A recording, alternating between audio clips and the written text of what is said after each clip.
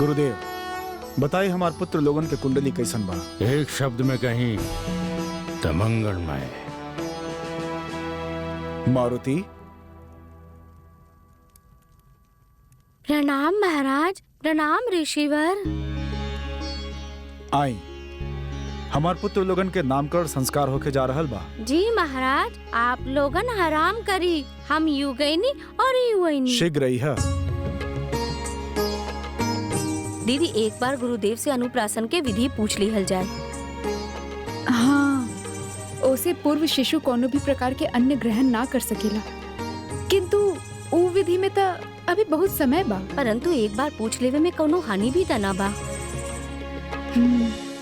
ठीक बा, चलो। अर्थात अनुप्राशन विधि के बिना प्रभु हमार भोज स्वीकार न कर पाइए।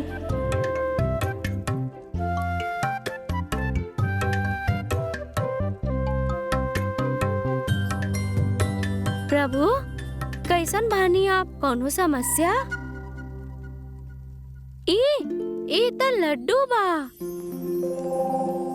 आपके खातिर ही लाइल बानी। परंतु अन्नप्राशन विधि के बिना त ये आपके खिला न सकेनी।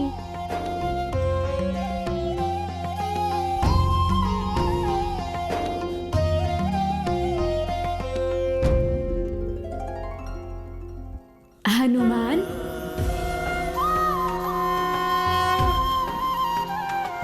श्री राम राम राम राम राम राम राम, श्री राम राम श्री राम राम राम राम राम राम।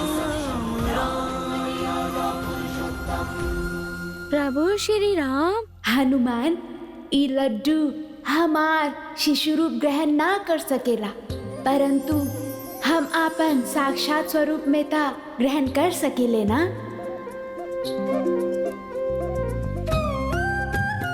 प्रभु, आप सचमुच में लड्डू खाइए? यदि आप हमके प्रेम से खिलाइए तो अवश्य खाई, काहे कि हम कौनो भी बात खाते आपके मना ना कर सकीले।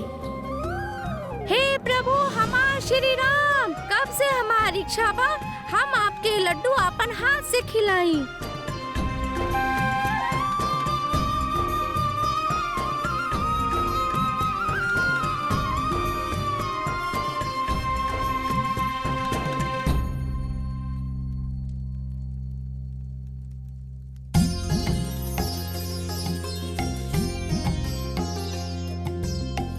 प्रथम भोग भगवन को अर्पण, हृदय अर्पण मन है अर्पण। ऐसा अवसर युगों में आवे, भक्ति तुम्हारी कोई विरले भावे। राम श्री राम जय जय राम, राम श्री राम जय जय। अंततः आप हमारी इच्छा पूरा कर दीने प्रभु, हम धन्य हो गए नी। मैं भजता जाऊं, निस दिन तुमरे दर्शन पाऊं। राम श्री राम जय जय राम। देवी कौशल्या, पुत्रन के ले आई। नामकरण संस्कार के समय हो गईल बा। लागत बा केहू आ गइल प्रभु।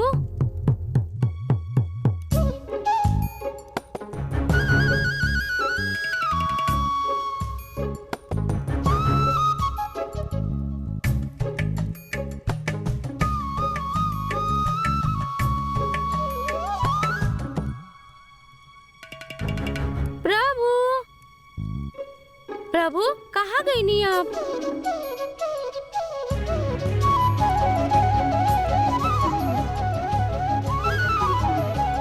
प्रभु,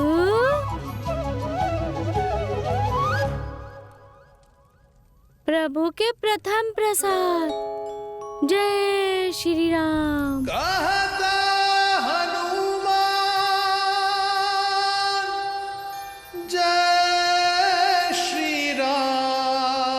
मारुति, आप यहाँ का कर रहल बानी? बाहर नामकरण संस्कार शुरू होके वाला बा। चली उठी।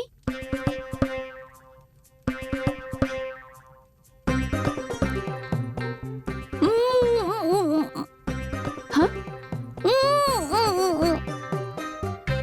पुत्र मारुति, आप का बोल रहल बानी? हमके कुछ समझ नहीं आ रहल। अरे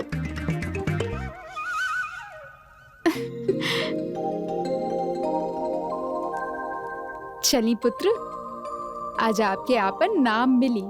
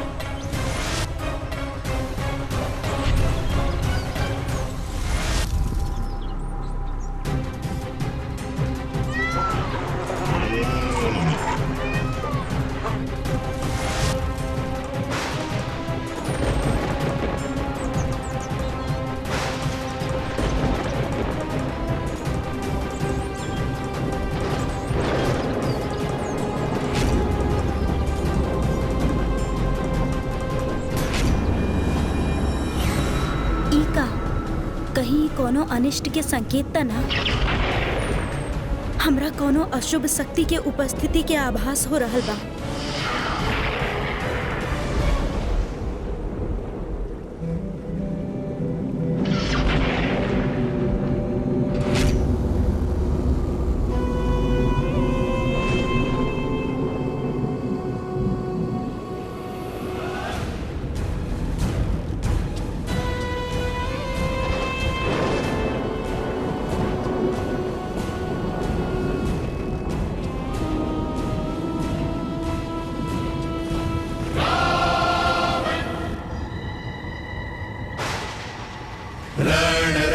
राक्षस राजा राज राज राजेश्वर वीर वीर वायम रक्षम लंकाधिपते राक्षस राजा।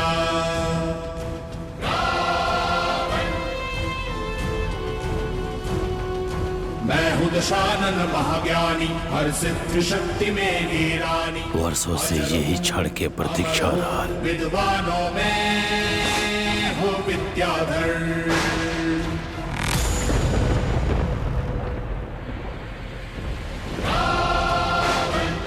मैं त्रिकालदर्शी रावण, मैं महाबली रावण, मैं त्रिलोक विजयी रावण, मैं शिव का भक्त हूँ रावण।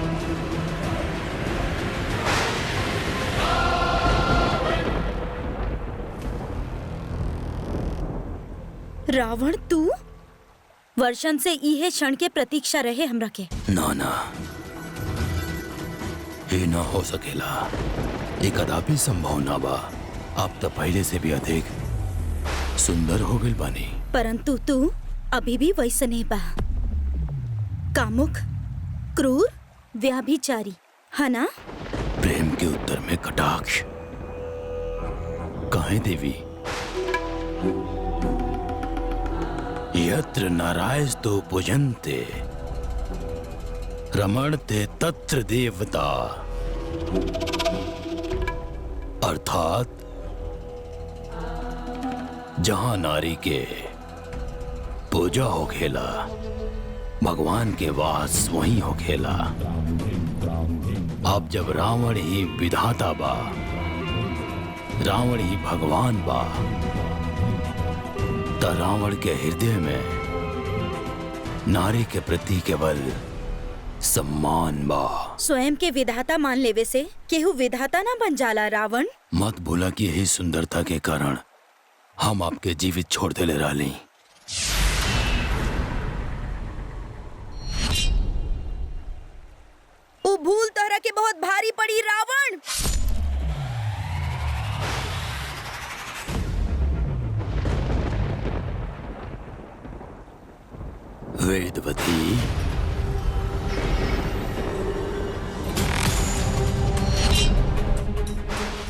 विधाता रावण की शक्ति का आभास हो गई।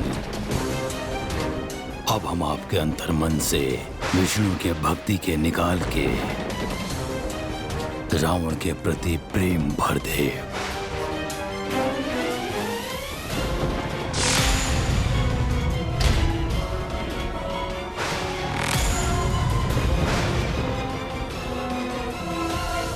वेदवती,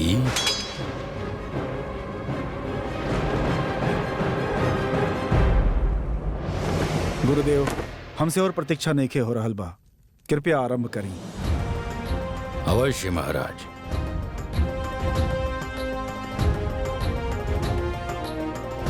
महाराज, सर्वप्रथम हम आपके कनिष्ठ पुत्र सुमित्रा नंदन के कुंडली के विषय में बतावत बानी।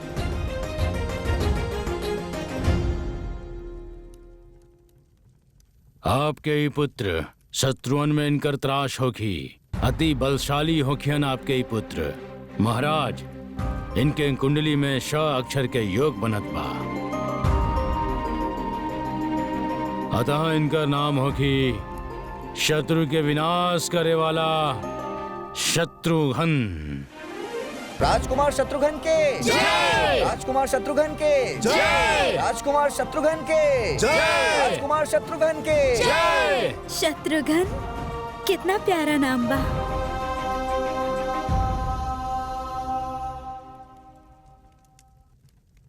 अब दूसर का सुमित्रा नंदन के कुंडली के विषय में।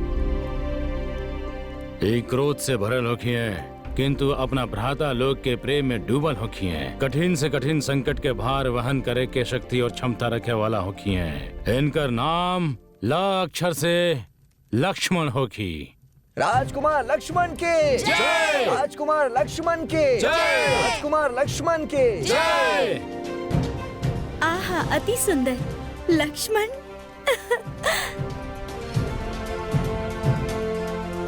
अब हम आपके कैकेयी नंदन के कुंडली के विषय में बतावत बानी।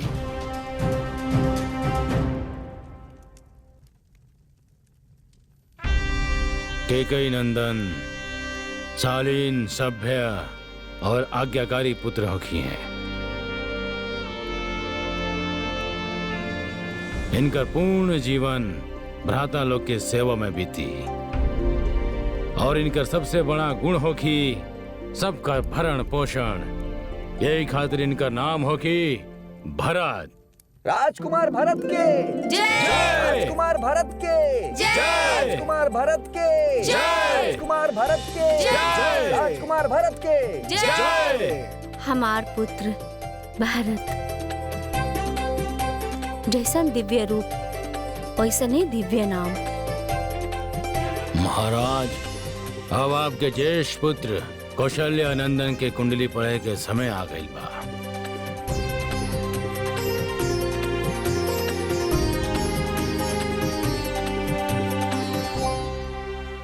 वेदवती,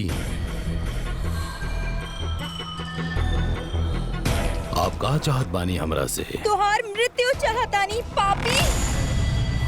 तू हमरा से हमार पिता के छीन लेला, ओही के प्रतिशोध चाहतानी हम।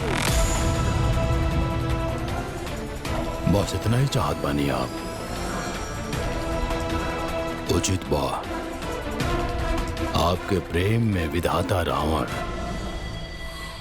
विधि के विधान के कैसे पलट देत बाने। देवी, आपके पिताश्री आपसे मिले आइल बानी।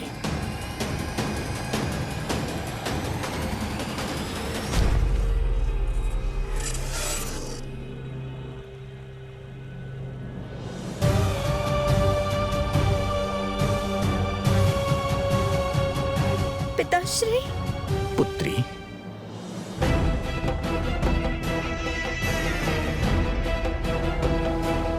पिताश्री, पिताश्री।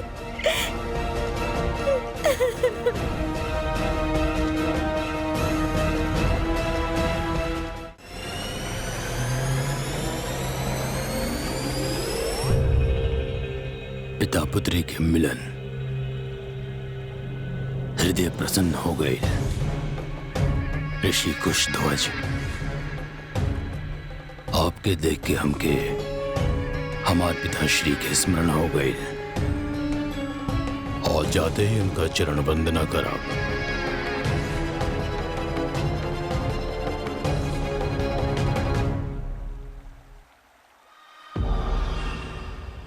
देवी वेदवती, अब तो आपके हृदय में हमरा प्रति बैर ना होके के चाहिए। आप हमके क्षमा कैली, हम धन्य भैली। अब हम आज्ञा चाहत बनी।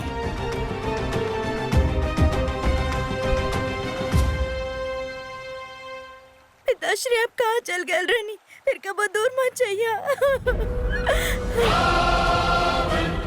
मैत्रिकालदर्शी रावण। नाना प्रिय, अब तो हमने एक दूसरे के निकट, अत्यंत निकट रहा।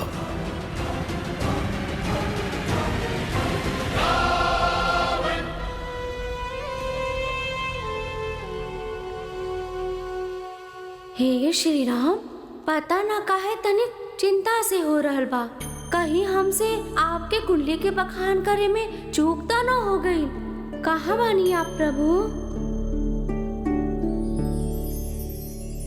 हनुमान। श्री राम राम राम राम राम राम हम इन्हें बानी। श्री राम राम राम राम राम राम राम श्री राम राम राम राम राम राम। जब भक्त के मन में भगवान के प्रति पूर्ण विश्वास होखे त कौनो संदेह नहीं के होखे के चाहिए। आपके मुख से निकलल शब्द के द्वारा हमार कुंडली के गठन भइल बा और यही कारण ई बखान के सुन के हम स्वयं के जानब, अर्थात आज प्रथम बार हनुमान की दृष्टि से स्वयं के जानिए राम। मर्याद पुरुषोत्तम राम जय रघुवीर राम। मर्याद पुरुषोत्तम राम जय रघुवीर राम। मर्याद पुरुषोत्तम राम जय रघुवीर राम।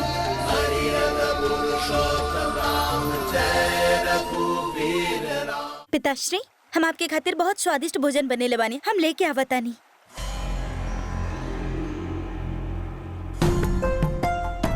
विष्णु भक्त वेदवती, इस संसार के सबसे पवित्र स्त्री, आज हम आपसे आपके पवित्रता छीन ले। पिताश्री, भोजन प्रस्तुत बा। पिताश्री, आपके प्रिय खीर बनेले बानी, चख के बताएं कैसन बा? अत्यंत मधुर। बिना खाए ही आपके स्वाद आ गई। भूख के व्याकुलता पुत्री, अत्यंत दुर्बल हो गई मानी। आप अपन हाथ से खिला दें। जी पिताश्री।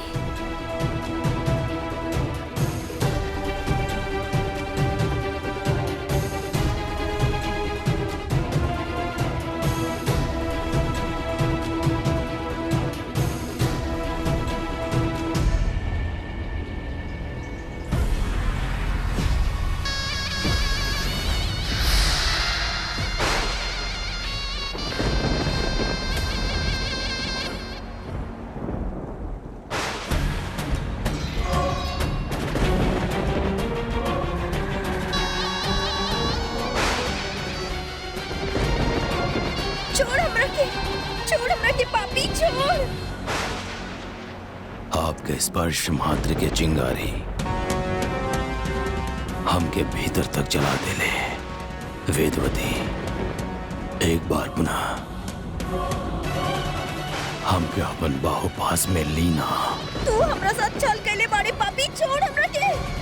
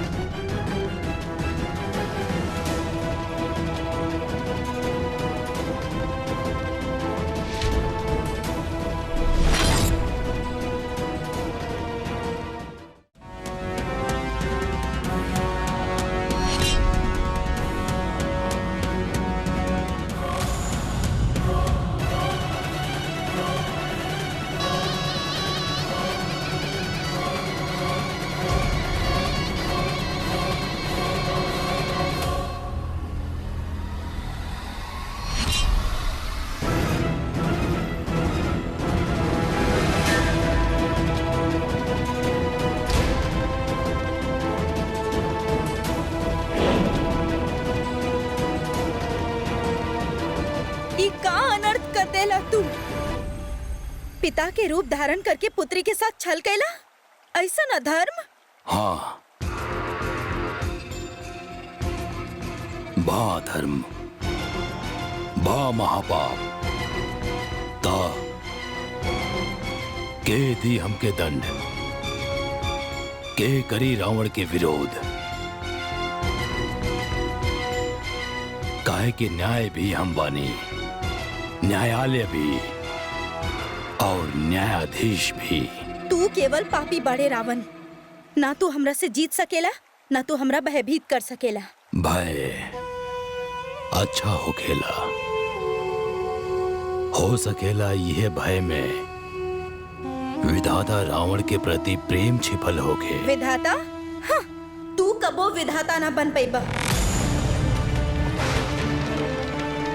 श्री हरि विष्णु बाड़े हमार विधाता और हम तन मन धन से उनकर ही बानी। तू हमरा के कबो प्राप्त ना कर सकेला।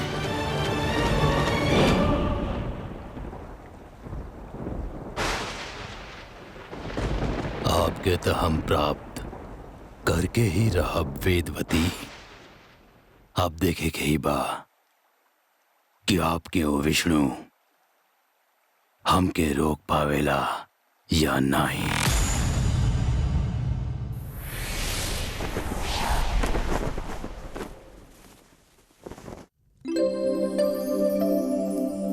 सभी ग्रह और राशि का स्मरण करके हम कौशल्या नंदन के कुंडली पढ़त बानी। श्यामल सकल सुगामी सक्षम राम मर्यादा पुरुषोत्तम। महाराज, आपके संतान संसार खातिर आदर्श पुत्र होखियन। सक्षम राम मर्यादा पुरुषोत्तम। सर्वशक्तिमान होके भी ये अत्यंत सरल होखियन। धर्म के संस्थापक होखियन और अधर्म के नाश करे वाला होखियन।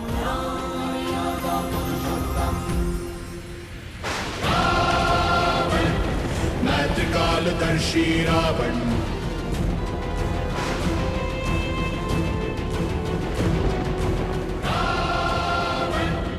अधर्मी ना बानी हम तो मात्र आपके कष्ट के हरल चाहत बानी। प्रजापालक, वचन पालक, स्त्रियन के रक्षा करे वाला होखियन। स्त्री के रक्षा करे वाला भी हम है देवी। राक्षस राजा राज राज राजेश्वर। गोयम रक्षाम। लंकाधिपते राक्षस राजा।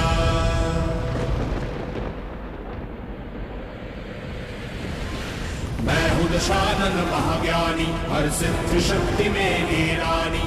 अजर हूँ अमर हूँ, विद्वानों में हूँ विद्याधर। मैं त्रिकालदर्शी रावण। रावण तू और तोहार शक्ति और तोहार माया सब व्यर्थ बा। सृष्टि चाहे इधर से उधर हो जाए, परंतु तू हमरा के कबो प्राप्त ना कर सकेला, कबो ना। सदैव धर्म के मार्ग अवरुद्ध करी हैं और संपूर्ण मानव जाति खातिर धर्म के मार्ग प्रशस्त करी हैं।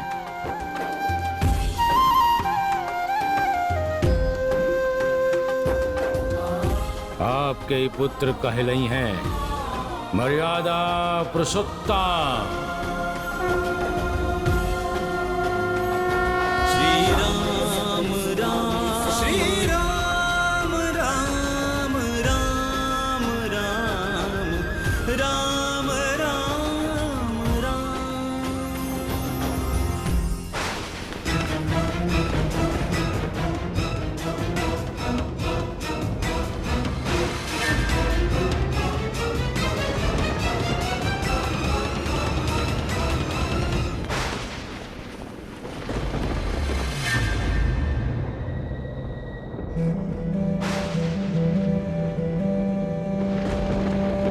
भाग्य कहाँ जाइबू देवी, जहाँ जाइब हमके पाइब। स्वयं के सौंप दी हमके, विधाता रावण के आलिंगन में ही आपके परम शांति मिली। आई।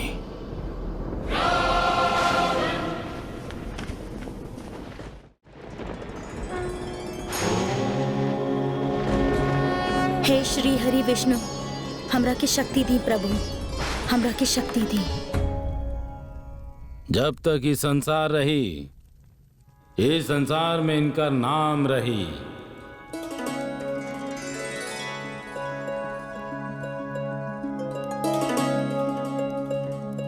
जे पवित्र अक्षर इनके कुंडली से निकल के आवता, ऊहा रा।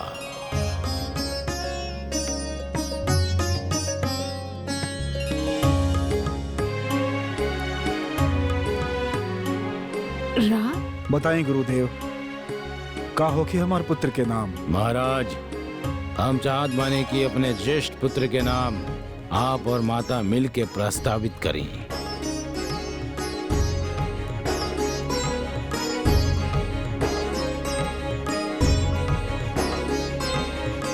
हमार पुत्र राजा लोक के इंद्र होखियन, अर्थात इनका नाम होखी राजेंद्र। राजेंद्र उपयुक्त बा, अति सुंदर। हमार पुत्र के नेत्र इतना आकर्षित बा, हमार अनुसार इनकर नाम राजीव लोचन होखे के चाहिए।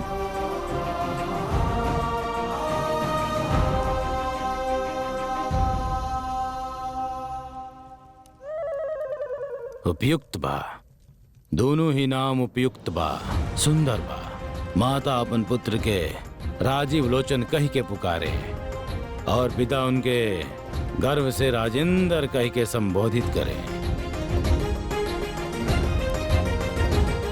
ई का हो रहल बा प्रभु? ई लोगन के ऐसन वैसन नाम काहे सूझ रहल बा? ठहरी ऋषिवर,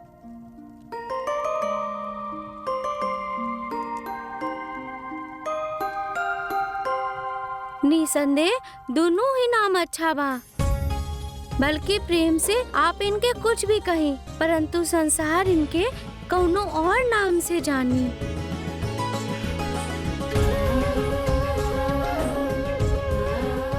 हमार पुत्र के जन्म में आपके महत्वपूर्ण योगदान बा हनुमान, अतः इनके नामकरण के अधिकार आपके भी बा। तो फिर पुत्र मारुति आप ही बताएं, का हो कि हमार पुत्र के नाम?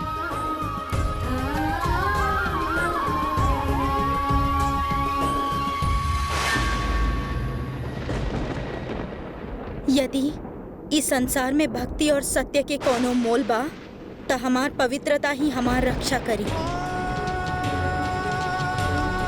हे अग्निदेव, हम आपके आवाहन करतानी, कृपया हमार मर्यादा की सुरक्षा करी, ताकि हम ही पापी रावण के सर्वनाश कर पाएं।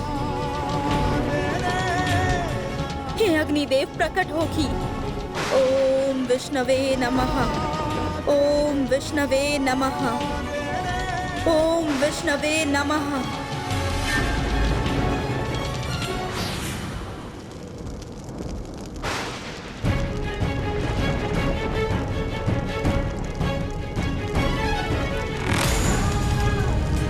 ओम विष्णवे नमः, ओम विष्णवे नमः।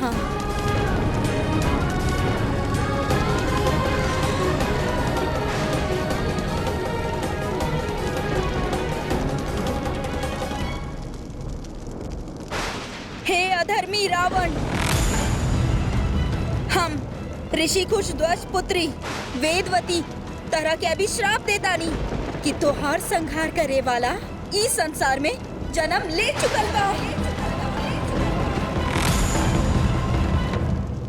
और हम उनकर संगिनी बनके अगला जन्म में तोहार अंत के कारण बनब।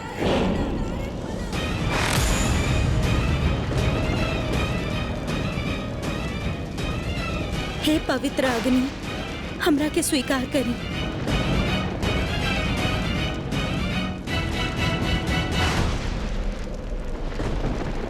उस संहारक के नाम तो बतावत जा, का नाम बा ओकर, जे विधाता रावण के अंत करी। मैं हूँ दशानन का नाम बा ओकर जे विधाता रावण के अंत करी।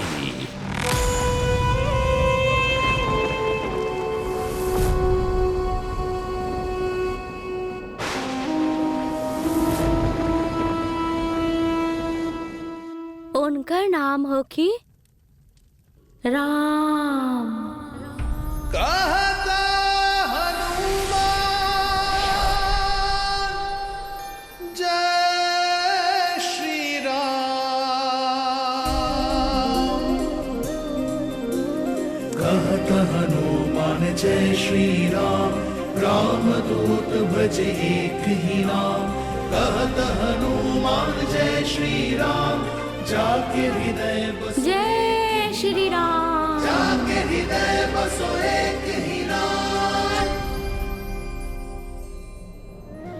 कहत हनुमान जय श्री राम। कहत हनुमान जय श्री राम। कहत हनुमान जय श्री राम। कहत हनुमान जय श्री राम। जय श्री पुत्र मारुति, नाम तो अति सुंदर बा, परंतु ये नाम राजा जैसन प्रतीत नइखे होखत। हाँ पुत्र, तनिक साधारण सा नाम नइखे लागत। जे साधारण बा, जे सरल बा, उहे त अपरंपार बा। राम से बड़ा और कौनो नाम नइखे। राम ही सत्य के तार बा।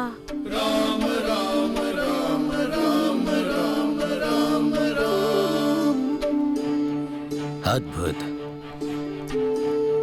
अद्भुत वर्णन। पुत्र मारुति, तो फिर आप ही बताएं ये राम नाम के विषय में।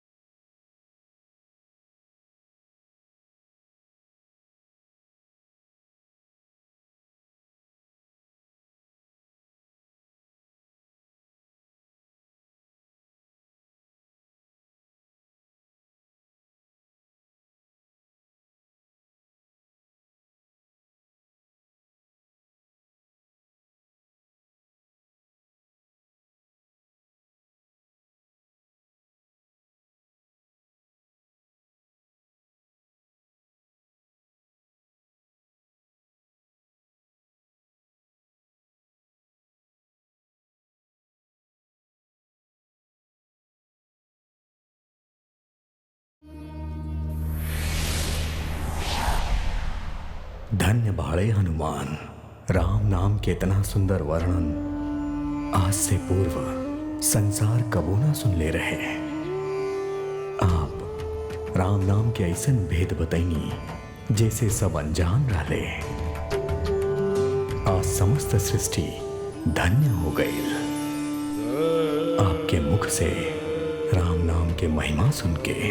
सत्य कहनी आप स्वामी, आज तक हमनी के खातिर राम नाम केवल एक पवित्र शब्द रहा, एक भावना रहे, परंतु आज पता चलल कि राम शब्द में तो संपूर्ण ब्रह्मांड बसेला।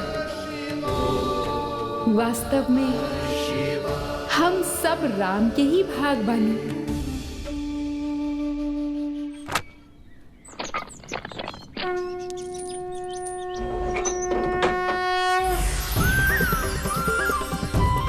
चमत्कार हो गई, प्रभु के मूर्ति पुनः स्थापित हो गई बा। हम ही शुभ समाचार महाराज केसरी जी के जाके सुनाई बा। उचित कहता नहीं पंडित जी, हमने क्या अति शीघ्र चले के चाहिए। चली।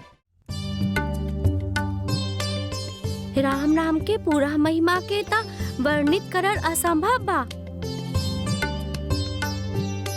हम केवल छोटा सा प्रयास कईनी। हमार हृदय के भावना के आप लोगन तक पहुँचावे के। हम आपके अत्यंत आभारी बानी। आप हमार पुत्र के इतना सुंदर नाम देहनी। राम मात्र नाम सुनने से ही मन प्रसन्न हो उठेला।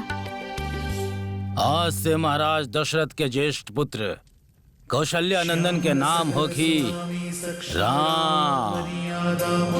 श्री राम राजकुमार राम के जय, राजकुमार राम के जय, राजकुमार राम के जय, राजकुमार राम के जय।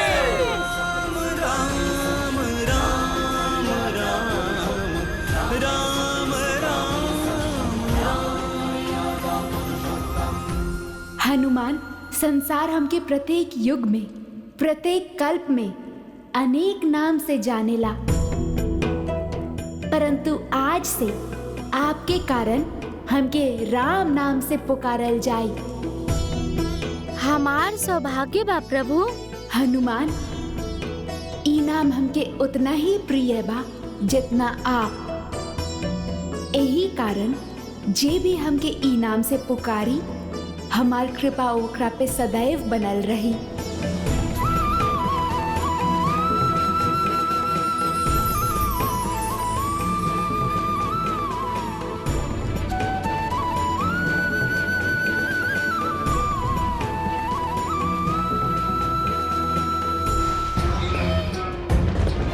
जातस्य हि ध्रुवो मृत्यु ध्रुवम जन्म मृत्यु सचा।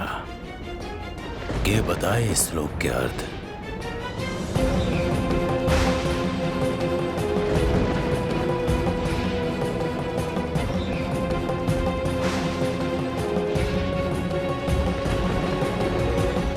जातस्य हि ध्रुवो मृत्यु ध्रुवम जन्म मृत्यु सचा। बतावा। अर्थ स्पष्ट बा महाराज। जहां जहां ध्रुव तारा जाला मृत्यु वहां वहां आवेले।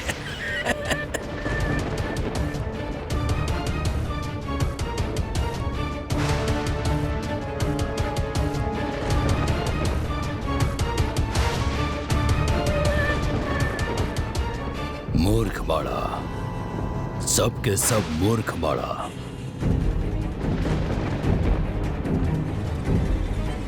अज्ञानता भी कितना बड़ा वरदान बा, ये आप दोनों के देख के पता चलेला।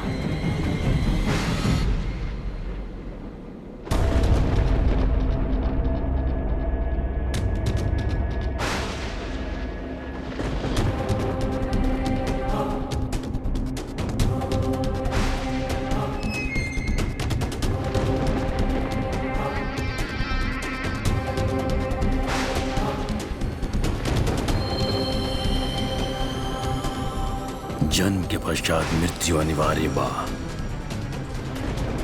और मृत्यु के पश्चात एगो नया जन्म। किंतु ये नियम विधाता रावण पे लागू ना होखेला। आप इतना भी ना समझ पैली वेदवती। अब हम आपके जन्म मृत्यु चक्र से मुक्त कर देव। तोहार संगार करे वाला इस संसार में जन्म ले चुकल बारे और हम उनकर संगिनी बनके अगला जन्म में तोहार अंत के कारण बनब।